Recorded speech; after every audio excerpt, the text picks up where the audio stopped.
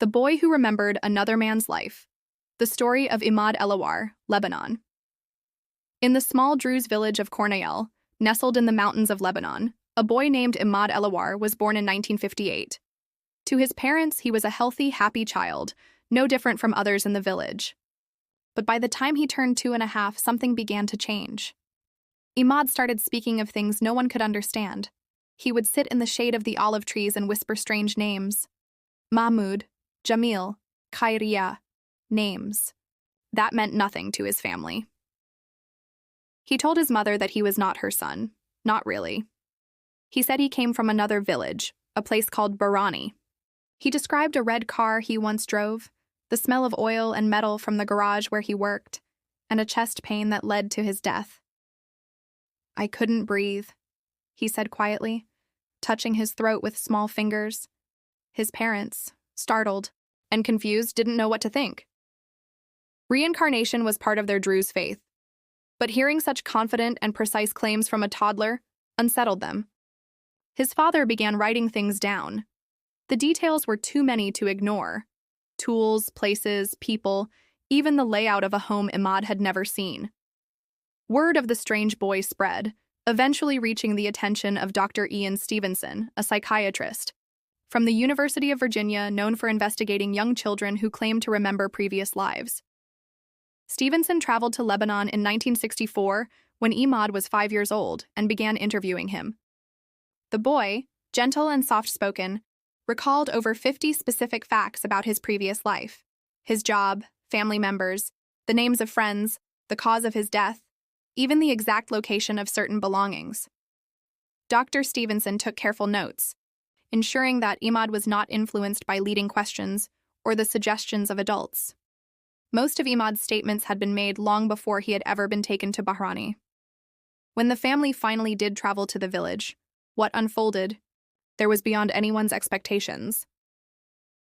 Imad walked through Barani as though he were returning home. He navigated the streets effortlessly, pointed out landmarks with familiarity, and approached a house he said had once been his. It belonged to the family of a man named Ibrahim Bouhamzy, who had died 5 years earlier of a lung infection. Mahmoud had been a mechanic, had owned a red car, and had family members with the exact names Imad had recalled months before. Inside Mahmoud's house, Imad identified people and objects with ease. He knew where tools were kept in the garage.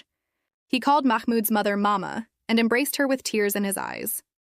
He recognized Mahmoud's siblings and corrected them on small details, where certain items had been stored, what conversations had taken place. Even the fiancée Mahmoud had planned to marry brought a blush to Imad's face when he saw her. He became quiet, shy, almost embarrassed, emotions too complex for a 5-year-old to fake. Dr. Stevenson verified 51 out of 55 of Imad's statements as accurate.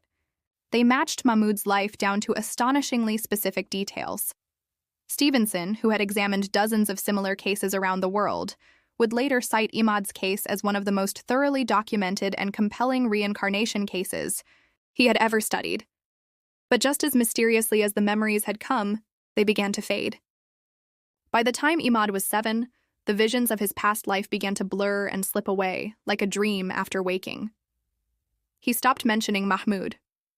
He returned to being a regular boy, running through the hills of Kornayel with his friends, chasing goats and climbing rocks.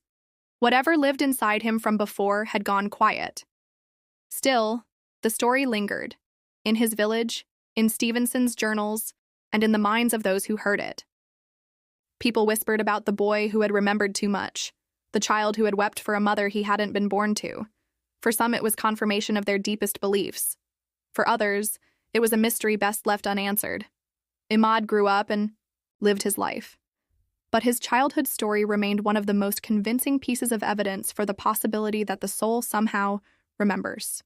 That something, call it memory or spirit or soul, crosses from one life to the next.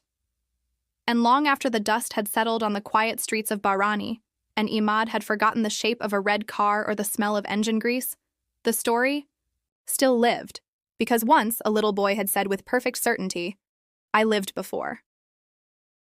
Follow for more.